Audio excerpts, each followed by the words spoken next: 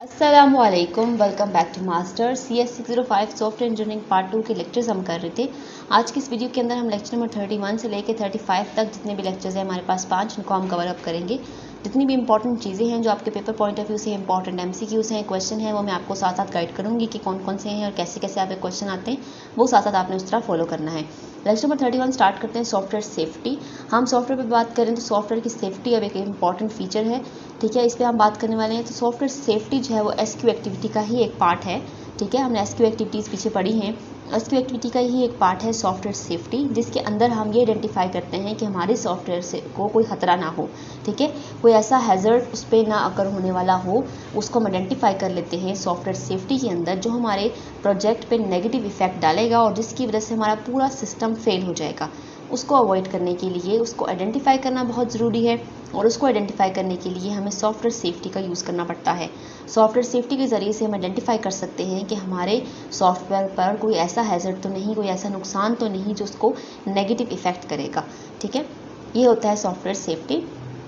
उसके बाद यहाँ पे आपको एनालिसिस की कुछ टेक्निक बताएंगे है कि सॉफ्टवेयर को एनालाइज करना भी बहुत ज़रूरी है। यहाँ पर एक टेक्निक बताइए, फॉल्ट ट्री एनालिसिस एक ऐसी टेक्निक है जो डिफरेंट चेन ऑफ इवेंट्स को प्रेडिक्ट कर सकता है, जो आपके प्रोजेक्ट के अंदर कोई भी हैज़र्ड क्रिएट कर सकते हैं, कोई भी प्रॉब्लम क्रिएट कर सकते हैं। वो एक चेन बना लेते हैं, डिफरेंट टाइप्स ऑफ जो प्रॉब्लम्स होती हैं वो एक चेन बना लेती हैं। उसको आइडेंटिफाई करने के लिए फॉल्ट ट्री एनालिसिस यूज़ होता है। और इसके अंदर जब जो हमारे पास हैज़र्ड्स हैं वो आइडेंटिफाई हो जाते हैं, एनालाइज हो जाते हैं, उसके बाद सॉफ्टवेयर रिलेटेड रिक्वायरमेंट्स को स्पेसिफाई किया जाता है। तो यहाँ से ये आपका एक इंपॉर्टेंट क्वेश्चन है कि फॉल्ट ट्री क्या होता है, फॉल्ट ट्री एनालिसिस क्या है, या फिर आपको ये भी क्वेश्चन आ सकता है कि एनालिसिस टेक्निक बताएं कौन सी हैं। यहाँ पे आपको फॉल्ट ट्री एनालिसिस एक ही टेक्निक बताई हुई है, तो ये आपका एक क्वेश्चन है। उसके बाद रिलेबिलिटी और सॉफ्टवेयर सेफ्टी, इन दोनों का डिफरेंस आपके पेपर में आता है, ये भी एक इंपॉर्टेंट क्वेश्चन है। रिलेबिलिटी और सेफ्टी दोनों एक दूसरे से रिलेटेड हैं, लेकिन थोड़ा सा इनके अंदर डिफरेंट है। सॉफ्टवेयर रिलेबिलिटी जो हमारे पास है वो एक स्टैटिस्टिकल टेक्निक है जो हमें ये पता करती है कि सॉफ्टवेयर के अंदर कोई फेलियर तो अकर नहीं होने वाला, ठीक है, जो हमें ये डिटरमाइन करती है कि सॉफ्टवेयर के अंदर कोई फेलियर तो अकर नहीं होने वाला। और सॉफ्टवेयर सेफ्टी ये एग्जामाइन करती है कि कोई ऐसा फेलियर जिसकी वजह से ऐसी कंडीशन आ जाए कि आपका सॉफ्टवेयर ख़राब हो जाए, वो पहले से उसको आइडेंटिफाई कर लेता है। तो ये इन दोनों के दरमियान में डिफरेंस है जो मेन है। सॉफ्टवेयर सेफ्टी के अंदर ये एग्जामाइन कर लेते हैं हम कि कौन सा ऐसा फेलियर है जो आपके प्रोडक्ट का जिसका जो रिज़ल्ट होगा वो आपकी सॉफ्टवेयर को ख़राब कर देगा, ठीक है, उसको हम पहले से एग्जामाइन कर लेते हैं। लेकिन रिलेबिलिटी के अंदर हम स्टैटिस्टिकल टेक्निक को यूज़ करके ये डिसाइड करते हैं कि कौन सा फेलियर है और वो कब अकर होगा, ठीक है। ये इनका डिफरेंस आपने करना है। उसके बाद हमारे पास है पोकायोके टेक्निक। ये हमारे पास मिस्टेक प्रूफिंग टेक्निक है, ये आपका MCQ से, आपकी हेडिंग ही आपका MCQ है यहाँ से। पोकायोके टेक्निक को मिस्टेक प्रूफिंग टेक्निक भी कहते हैं, ठीक है। पोकायोके इज़ अ QA टेक्निक है, ये भी डेवलप की गई थी शिंगो में। शिंगो जो है वो साइंटिस्ट थे जापानीज़, और इसको टोयोटा में डेवलप किया गया था 1960 में। इसकी आपको पता होना चाहिए कि किसने डेवलप किया था, कहाँ डेवलप हुआ था और इसकी डेट क्या थी। ये आपको MCQs आते हैं पेपर के अंदर। उसके अलावा इस वाले टॉपिक से आपका क्वेश्चन भी ज़रूर आता है पेपर में, ठीक है। और ये एक ऐसी टेक्निक और एक ऐसा मैकेनिज्म था जिसके ज़रिए से हम कोई भी क्वालिटी प्रॉब्लम को प्रिवेंट कर सकते थे, ठीक है, इससे पहले कि वो अकर हो और आपकी प्रॉब्लम को, आपकी जो सॉफ्टवेयर है उसकी क्वालिटी को ख़राब कर दे। इससे पहले हम उसको क्या कर लेते थे, उसको प्रिवेंट कर लेते थे इसके टेक्निक के अंदर। यहाँ पे मैंने एग्जांपल पे भी आपको बताया कि जैसे लाइट ऑन, अगर आपके कार के दरवाजे जो है वो प्रॉपर्ली बंद नहीं हुए तो गाड़ियों की लाइटें ऑन हो जाती हैं। ये हमारे पास पोकायोके मिस्टेक प्रूफिंग टेक्निक पर ही डिपेंड कर रहा है। इसके अलावा अगर वार्निंग बीप आ जाती है, अगर आपका इंजन जो है वो प्रॉपर्ली टर्न ऑफ नहीं हुआ जब आपकी लाइट्स ऑन होती हैं, तो ठीक है। तो ये हमारे पास एक पोकायोके मिस्टेक प्रूफिंग टेक्निक है और इसकी 3 करैक्टरिस्टिक्स हैं, ये भी बहुत इंपॉर्टेंट है। तो इसमें से कोई क्वेश्चन आपको ज़रूर पेपर में आता है, या आपको आ सकता है कि इसको डिफाइन करें या बताएं मिस्टेक प्रूफिंग टेक्निक कौन सी है, इसको डेवलप किसने किया था, इसको कहाँ डेवलप किया गया था, ये कब डेवलप हुई थी, इसके अलावा इसकी 2 एग्जांपल्स कौन सी हैं, इसके 3 करैक्टरिस्टिक्स कौन से हैं। इस तरह के क्वेश्चन जो है वो इस टॉपिक से आते हैं। ये एक सिंपल और चीप टेक्निक थी। ये प्रोसेसर का पार्ट ही होता है, एक प्रोसेस के अंदर उसी का पार्ट होता है, और ये उस प्रोसेस के और जहाँ पर टास्क आपका मिस्टेक होने वाली होती है उसी के आसपास लोकेटेड होता है। तो ये 3 इसकी करैक्टरिस्टिक्स हैं, ठीक है। ये आपने याद रखनी है। यहाँ पे हमने कि हमको एग्जांपल भी समझाइए। यहाँ पे देखें, अगर हमने इंग्लिश में यूज़ करते हैं, इंग्लिश लैंग्वेज में क्लोज मतलब उसको बंद करना, उसका न्यूमोनिक हो जाएगा सी, और जब उसे हम बंद करें उर्दू में करेंगे तो उसका न्यूमोनिक हो जाएगा बे, ठीक है, बे से बंद करें। तो ये जो हमारे पास इंप्लीमेंट होते हैं, ये हमारे पास लोकलाइजर के जरिए इंप्लीमेंट होते हैं, जो ट्रांसलेट करता है कि आप कौन सा न्यूमोनिक यहाँ पर अप्लाई होगा, ठीक है। इस तरह ये टेक्निक यूज़ करती है, और ये एक प्रिवेंशन डिवाइस है, एक प्रिवेंशन टेक्निक है जो आपकी मिस्टेक और आपके एरर्स को प्रिवेंट करती है, ठीक है। यहाँ पे आपको एग्जांपल दी भी, आप इसको खुद भी रीड कर सकते हैं, और ऊपर जो 2 एग्जांपल्स है वो ये इंपॉर्टेंट है, इसको आप बेशक ना करें। उसके बाद सॉफ्टवेयर कॉन्फ़िगरेशन मैनेजमेंट है, ये वाला टॉपिक भी आपका बहुत इंपॉर्टेंट है। सॉफ्टवेयर कॉन्फ़िगरेशन मैनेजमेंट जो है हमारे पास KPA का एक पार्ट है, ये भी हम इसको आगे फर्दर डिस्कस करेंगे, आगे के लेक्चर्स में KPA के पार्ट्स पे देखेंगे और उसमें भी इस टेक्निक को दोबारा से देखेंगे। ठीक है, इसका जो बेसिक आइडिया ये होता है कि अभी जो आपके प्रोजेक्ट के अंदर जो कोई चेंज हो रहा होता है ना, उसको मैनेज करना और उसको कंट्रोल करना, बेसिक इसका पर्पस ये होता है। जैसे हम कोई प्रोजेक्ट बनाते हैं तो उसके अंदर कोई चेंजिंग या कोई चीज़ तो आई जाती है, उसके अंदर कोई चेंज, उस चेंज को कंट्रोल करना भी बहुत ज़रूरी है और उस चेंज को मैनेज करना भी बहुत ज़रूरी है। तो उस चेंज को मैनेज करना और कंट्रोल करना हमारे पास सॉफ्टवेयर कॉन्फ़िगरेशन मैनेजमेंट का काम होता है।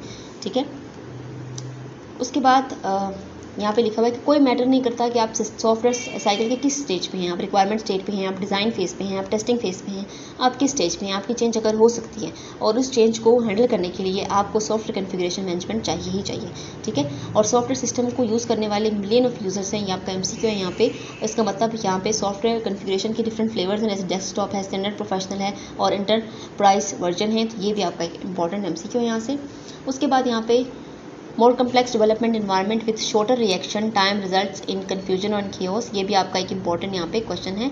चेंज chaos, अगर आपका फ्रीक्वेंट चेंज आपके प्रोजेक्ट में बार बार चेंज हो रही है, उसको आप प्रॉपर्ली मैनेज ही नहीं कर रहे, उसको सही ही नहीं कर ले, तो उसके अंदर क्या होगा, फिर आपके एरर क्रिएट होंगी और होगा उसके अंदर प्रॉब्लम्स को क्रिएट करेंगे और उनको फिर बाद में आइडेंटिफाई करना हमारे लिए बहुत ज़्यादा ज़रूरी हो जाता है। तो इसलिए हमें सॉफ्टवेयर कॉन्फ़िगरेशन मैनेजमेंट की ज़रूरत होती है।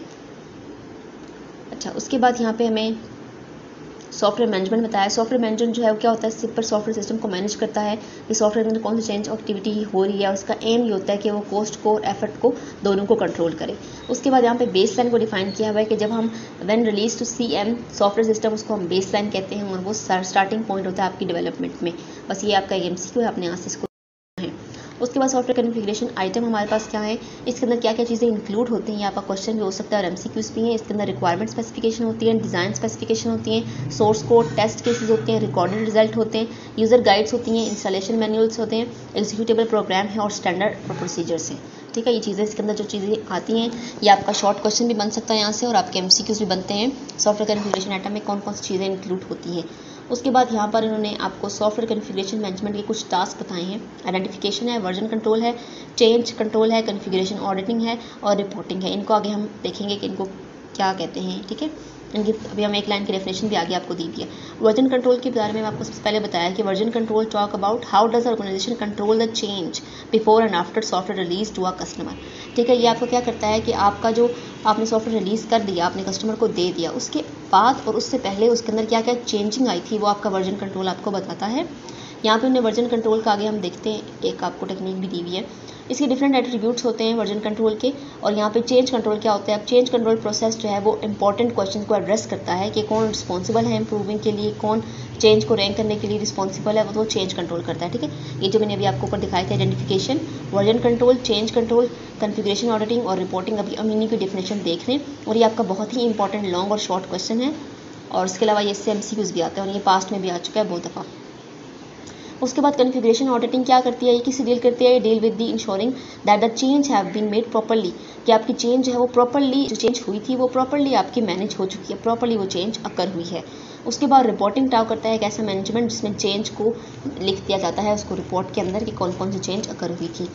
उसके बाद कॉन्फ़िगरेशन आइडेंटिफिकेशन क्या होती है, इसके एक आइडेंटिफिकेशन टूल है हमारे पास सॉफ्टवेयर कॉन्फ़िगरेशन मैनेजमेंट का। ठीक है, तो ये वाले जो इसके पॉइंट्स हैं ये बहुत छोटे छोटे से, एक एक लाइन की डेफिनेशन आपको गिवन है, तो ये आपको शॉर्ट और लॉन्ग आ सकता है। आपको 5 पॉइंट्स पता होने चाहिए और उनकी एक एक लाइन की डेफिनेशन भी आपको आनी चाहिए। उसके बाद प्रोडक्ट रिलीज़ वर्जन नंबर के बारे में हम बात करेंगे। अभी हमने देखा था प्रोडक्ट रिलीज़, जो हमारे पास अभी जो वर्जन नंबर था उसी की यहाँ पर थोड़ी डिटेल है। जब आपका प्रोडक्ट रिलीज़ होता है और कस्टमर के लिए अवेलेबल होता है तो वो एक जैसा नहीं रहता, उसके बाद आप उसको अपडेट भी करते हैं। जब आप उसको अपडेट करते हैं अपने उस वर्जन को, तो आपने फिर उसके अंदर कुछ डिफेक्ट्स आ गए, कोई एरर आ गया तो आप उसको अपडेट करते हैं, या फिर आप कुछ उसके अंदर कुछ चेंज लाना चाहते हैं तब भी आप उसको अपडेट करते हैं। ठीक है, यहाँ पे अपडेट और अपग्रेड का डिफरेंस लिखा हुआ है। अपडेट का मतलब है कि आपने एरर को फिक्स किया है। ठीक है, आपने जो है प्रोडक्ट के डिफेक्ट्स को फिक्स किया है, इसका मतलब होता है आपने उसको अपडेट किया, डिफेक्ट्स को फिक्स किया। जबकि अपग्रेड होता है कि आपने उस प्रोडक्ट के जो है फीचर्स को इन्हेंस किया है, अब उसके अंदर कोई नया फीचर डाल दिया, तो इसका क्या होता है, फिर क्या कहते हैं आप कि हमने सॉफ्टवेयर को अपग्रेड किया है। जबकि अपडेट कब किया है, जब सॉफ्टवेयर के डिफेक्ट्स को हमने फिक्स किए। तो ये आपका इंपॉर्टेंट MCQ यहाँ से आते हैं और इसके अलावा क्वेश्चन भी आपको आ सकता है। उसके बाद रिलीज़ नंबर के बारे में मैंने बताया कि जब रिलीज़ नंबर एक ऐसा मैकेनिज्म है जो आइडेंटिफाई करता है कि आपका प्रोडक्ट किस फंक्शनैलिटी स्टेट पर है, अभी भी रिलीज़ हुआ है, अपडेट हुआ है, अपग्रेड हुआ है, क्या हुआ है। इसके लिए जो टेक्निक ने यूज़ की है उसके लिए कंपाउंड नंबर यूज़ होते हैं XYZ के नाम से। ये भी आपका बहुत इंपॉर्टेंट शॉर्ट और लॉन्ग क्वेश्चन है। XYZ क्या है यहाँ पे? X जो हमारे पास फर्स्ट डिजिट है वो तब यूज़ होता है जब आपका प्रोजेक्ट मेजर रिलीज़ पे होता है, यानी कि उसके अंदर कोई मेजर जो है वो चेंज आपने किया प्रोडक्ट फंक्शनैलिटी में, तो उसको X रिलीज़ कहते हैं। उसके बाद जो Y है वो आपका फीचर रिलीज़ के लिए है, फीचर रिलीज़ नंबर है ये। और आपका जो Z है वो हमारे पास डिफेक्ट रिपेयर नंबर है, यानी कि कोई डिफेक्ट आया था और उसको रिपेयर किया गया है, तो वो आपका थर्ड डिजिट Z है। तो XYZ किसके लिए हैं तो ये आपको पता होना चाहिए। और हमारे पास जो रिलीज़ नंबर है वो आपका प्रोजेक्ट जब पहली बार रिलीज़ होता है तो उसका कोई भी नहीं होता, आपको कोई भी वर्जन नहीं होता, यानी कि आप उसे 1 कह सकते हैं, 1.0 है, कुछ ऐसा है। बाद में जब उसके अंदर कोई एरर आता है तो उसको आप अपडेट करते हैं, और अगर आपने उसके अंदर कोई नया फीचर लाना है तो उसको अपग्रेड करेंगे, तो आप वर्जन नंबर को भी यूज़ साथ करेंगे। ठीक है, वर्जन नंबर वाला टॉपिक आपके लिए इंपॉर्टेंट है। उसके बाद चेंज कंट्रोल है, वही जो हम बार बार डिस्कस कर चुके हैं, काफ़ी चीज़ें बार बार रिपीट हो रही हैं। चेंज कंट्रोल हमने अभी डिटेल में देखा कि चेंज कंट्रोल के अंदर कोई भी चेंज अगर आपके प्रोजेक्ट के अंदर होती है तो उसको कंट्रोल करना बहुत ज़्यादा ज़रूरी है। यहाँ पे चेंज कंट्रोल प्रोसेस आपको दिया हुआ है, तो जो फर्स्ट कंपोनेंट होता है चेंज कंट्रोल प्रोसेस का वो चेंज कंट्रोल अथॉरिटी होती है, CCA, इनकी फुल फॉर्म आपको पेपर में आती है। और चेंज कंट्रोल बोर्ड होता है, CCB।